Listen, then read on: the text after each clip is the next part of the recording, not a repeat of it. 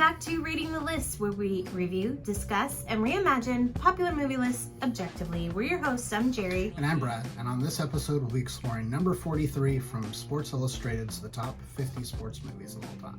All right, number 43 is Fist of Fury. Released in 1972, directed by Wei Lo, and starring Bruce Lee and Nora Miao. Chen Zhen fights to defend the honor of Jingwu School in the face of foreign aggression and to bring to justice those responsible for his master's death.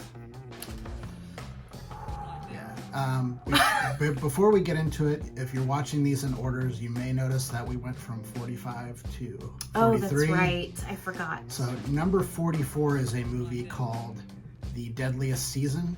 And it is a TV movie from 1977, which has the great Meryl Streep in it. However, this movie is not available anywhere. It's not available through legal means. It's not available through sketchy means. If you look it up, like on YouTube, you can find like 4 or 5 scenes of the movie. But so TV movies from the 70s and 80s for the most part were, shot and put on network television, and in many cases they were not made available on home video. A few exceptions to that rule are Brian's Song, which is a movie that's on this list. That one, I believe, had a foreign theatrical release, which is part of the reason that it came out. Also, it's a really, really good movie. It's probably of like the 70s and 80s, when there was a very clear delineation between TV movie and theatrical movie. It's probably the best TV movie that was ever made. Yeah, it's really, really good. It's very good. It's on our list, so it is on our list. This Deadliest Season movie, I was really interested. Yeah, it looked really interesting. It has something to do with hockey, and I believe it's based on a true story. But beyond, and it has Meryl Streep in it, so how bad can it be? Right. But beyond that, really don't know a lot about it. Somebody else famous in it too? I didn't really look into it that deep because we couldn't find it. So anyway, it's on their list. Unfortunately, we can't review it. So. If you guys know where we can find it, please let us know. It's called The Deadliest Season. The Deadliest Season. Yeah, I think it's one of those cases where you'd have to find someone who recorded it off of TV. Yeah, which is quite possible. It's possible, but you would think like that. Generally, when that happens, someone puts it up on YouTube, but that hasn't been the case with this one. So anyway, back to Fist of Fury. Yeah. Okay, so I am not discounting Bruce Lee and his ability in the martial arts, or his charisma, or his amazing film presence. Bruce Lee is amazing. He's great. He's charismatic, and it's a shame that 1, he died so young, and 2, he made 1 pretty good movie and 4 really crappy movies, frankly. I mean, Enter the Dragon is really good. Mm-hmm. The other 4, not so much. And this is in the not so much. This is not a good film. It's not. It's very, very dated. It's not cohesive. It's very confusing, the storyline, of what's happening. I do have to say, and this is something that my friend recommended, I would highly recommend, if you are going to watch this movie, subtitles. Watch it in subtitles. The dubbing is so bad, and it's super distracting from the story.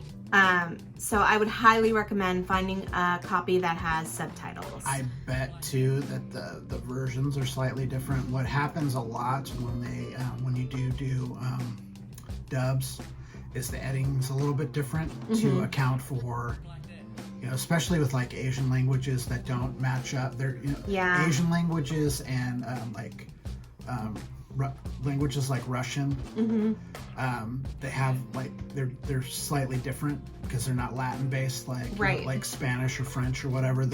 Those dubs tend to be a little bit better because the words are a little closer, so the mouth movements are a little closer for the most part. But when you get into languages that are completely based in differently than English is. You get kind of into problems with it. And I think that's what happens is they have to edit around that a little bit too. Yeah. And the other thing that happens when you have a dub is you're not getting the exact performance of the actor that's on screen. You're getting it from whoever dubbed it, and oftentimes they are not as good an actor as the people on screen. And that was really reflected here.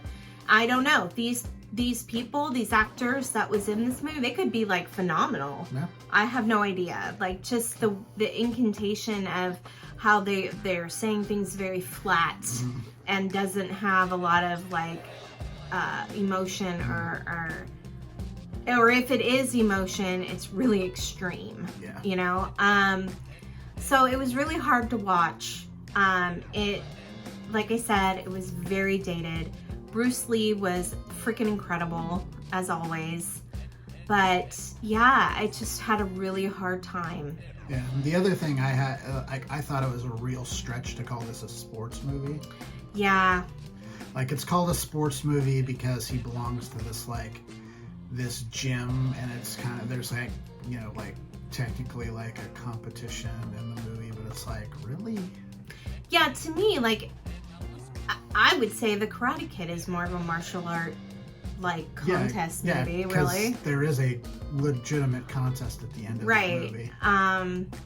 I'm sure there's a lot of either Bruce Lee or other foreign martial art movies that would be a better example of... Hell, even Bloodsport would be a better example. Dude, have you watched Bloodsport? I haven't, and it's really awful, but what I'm saying is at least it's a sports movie. True, it's like that competition. It's the whole point of the movie is the Bloodsport competition. Okay, because, you know, what's his face is not a Bruce Lee. Really? Jean-Claude Van Damme is not a good actor. No, he's not. You know the best part about that movie? Huh. Is where he's wearing a New York Giants jersey and a San Francisco Giants hat. It's like someone in the continuity department didn't realize that like those were like two different teams. Well, not only two different teams, but cities. Like two different cities. Like like you know they were in the same city like 50 years ago. Yeah. Like so, there's probably some older people that might root for both of those teams, but to have, like it was just just like the intensity of like it was just so much. But anyway, this Fist of Fury is just, it's not very good. I really feel like there's a ton of other martial art movies that you could put on this list. I would like to watch. I'm trying to think of ones that have an actual competition in it, but I can't think of any right now. If you have any that you would recommend, please let us know. Because a lot of martial art movies are like about people and their situations. It's not so much about competition. And they're a lot of them are hero's journey types of movies, and they have a lot of mythology in them, which is cool. Very cool. Just not a sports movie. Right, like Tai Chi Master is a great movie, but it's not competition really. What do we rank this movie? I gave it a 45. You gave it a 51. The list score is 48. Yeah. I mean, you know, you're not going to have a terrible time if you're watching. I mean, it's fun. It's still Bruce Lee. And it's still Bruce Lee kicking ass. And, you know, if you like campy, this movie's definitely campy. Very campy. But it's super dated. Some accidental funny parts. Yes. So if you're into that. Yeah. It is what it is. Anyway, if you totally feel different than we do about this movie, please let us know in the comments. If you agree, you can let us know that too.